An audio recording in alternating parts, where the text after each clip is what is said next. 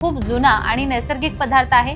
यामध्ये नैसर्गिक साखर आहे, अँटीऑक्सिडंट्स आहेत, एन्झाइम्स आहे आणि काही मिनरल्स सुद्धा आहेत। तेव्हा शरीर थकल्यासारखं वाटतं आणि कमजोरी जाणवते। तो शरीराला ऊर्जा देऊ शकतो, शरीरात एकूण तब्येत सुधारू शकतो, पण थेट रक्तप्रवाह असेल, मानसिक आरोग्य, तणावाची जी पातळी आहे ती कमी असणं, हार्मोन्स आणि जीवनशैली व्यवस्थित असणं।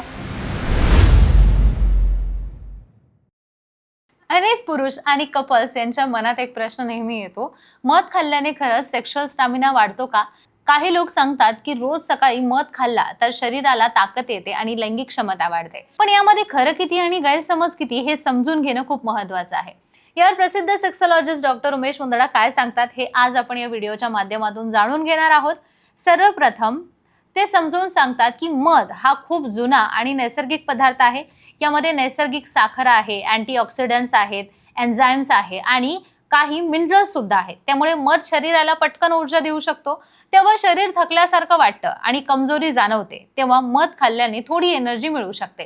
काही लोकांना असं वाटतं की मध खाल्ल्यामुळे थेट सेक्शुअल पॉवर वाढते, पण वैज्ञानिक दृष्टिकोनातून पाहिलं तर मध हा सेक्शुअल मेडिसिन नाही। तो शरीराला ऊर्जा देऊ शकतो, शरीरात एकूण तब्येत सुधारू शकतो, पण थेट इरेक्टाईल डिस्फंक्शन किंवा सेक्शुअल स्टॅमिना वाढवण्यासाठी त्याचा कुठलाही असा ठोस पुरावा नाहीये। डॉक्टर मुंदडा असं सांगतात की सेक्शुअल हेल्थ अनेक गोष्टींवर अवलंबून असते। त्यामध्ये योग्य आहार असेल, चांगला रक्तप्रवाह असेल, मानसिक आरोग्य, तणावाची जी पातळी आहे ती कमी असणं, हार्मोन्स आणि जीवनशैली व्यवस्थित असणं। फक्त एक पदार्थ खाल्ल्याने सेक्शुअल प्रॉब्लेम सुटत नसतो असा विचार करणं सुद्धा चुकीचं आहे। मधाचा फायदा कसा होतो ते तुम्हाला सांगते। जर एखादी व्यक्ती नियमित व्यायाम करते, संतुलित आहार घेते आणि त्यात मधाचा योग्य प्रमाणात वापर करते तर शरीराला नैसर्गिक ऊर्जा मिळू शकते।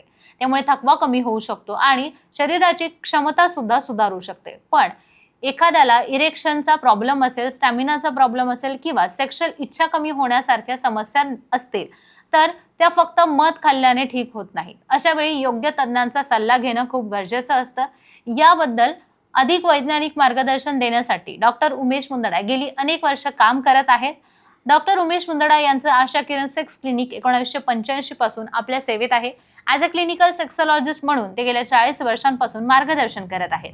महाराष्ट्रात मुंबई, पुणे, नाशिक, कोल्हापूर आणि नगर अशा अनेक शहरांमध्ये त्यांच्या शाखा आहेत आणि त्यांची जी मुख्य शाखा आहे ती संभाजीनगर येथे आहे, जिथे ते सोमवार ते शुक्रवार असतात आणि शनिवारी रविवारी मुंबई आणि पुणेच्या क्लिनिकमध्ये प्रॅक्टिस करतात। जर तुम्हालाही सेक्शुअल हेल्थ संदर्भात काही शंका असतील, समस्या असतील तर लाजू नका। योग्य तज्ञांचा सल्ला घेणं हे नेहमीच योग्य मार्गदर्शन आहे।